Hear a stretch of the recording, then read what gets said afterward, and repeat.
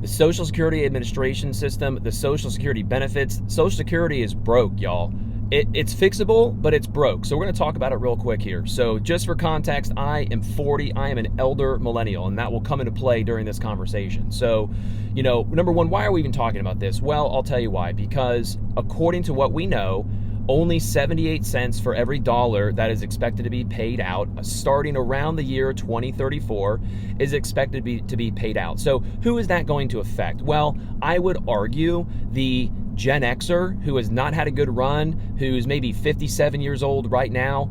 Their full retirement age in a decade is going to be about 67. If that person doesn't get their act together and start saving more money right now for the next decade, that's going to be a real big problem for that person.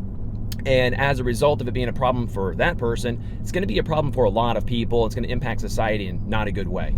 And it's going to impact a lot of other people that are also already on Social Security benefits as well. So don't forget about that. So in my opinion, if we keep kicking this can down the road, it's going to continue to be a bigger and bigger problem.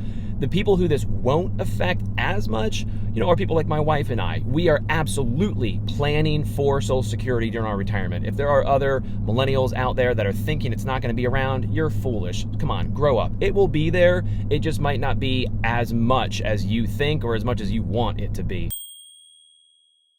But it will be there. And so we need to talk about this because it's going to impact our planning as well. And so in my opinion, there are maybe 5 or 6 ways that we can go about trying to fix this. And so here you go. Number one, I think age is the first thing that we can do to fix this. It's already been shifted from age 65 to age 67 for someone's full retirement age. Happened to my dad. His FRA, I think, was like 66 and 7 months or something. So for me, it's 67. I think the normal, level-headed, logical politician can sell to the American voting public that due to the increase of technology and modern medicine, people are living longer. And guess what? This system was not intended to be someone's 30-year retirement plan. It was not intended to be paying people for that long. So you cannot put that much stress on the financial system of this Social Security benefits, Social Security Administration. And so what we have to wake up and realize as people is we're healthier, generally speaking. We're living longer. Now, I know you're going to blow me up in the comments about how large people are. I get it. But generally speaking, people are living longer, right? And so I think it can be reasonably said that a politician can shift this age from 67 to 69. I know France recently is having a big blow up about this, but maybe we phase this out, right? Maybe this doesn't impact Gen Xers. Maybe this only impacts millennials like me, people born, 1980 and younger. So age, that's the first thing.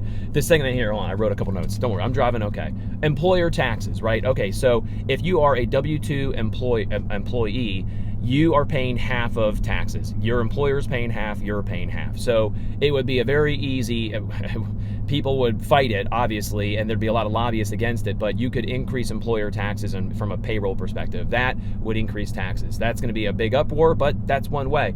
Another way, I've mentioned this before, federal income taxes, right? I've talked about this on previous videos, right?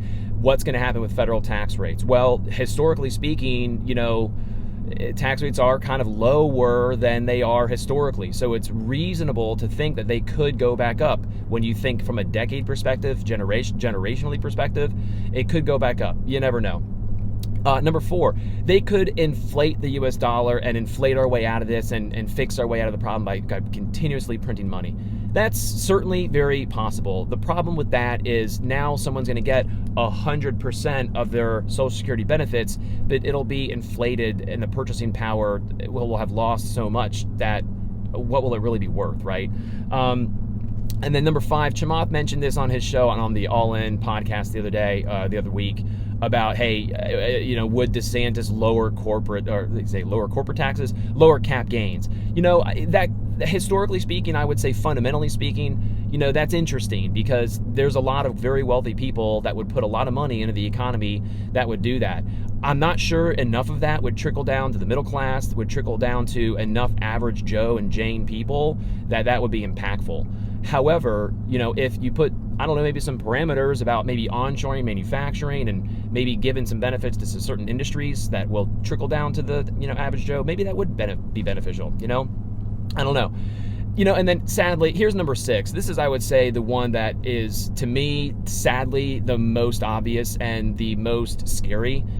I think they're going to means test it, honestly. I think the way the culture of America is going, and I think the way that the government is going and people are going, I think that they are going to somehow find a way to means test Social Security. And if you have too many assets, or if you make too much money, or, you know, they might limit what your Social Security will be for the next year. You know, I don't know. But I'm going to have another video coming up as I'm thinking about this.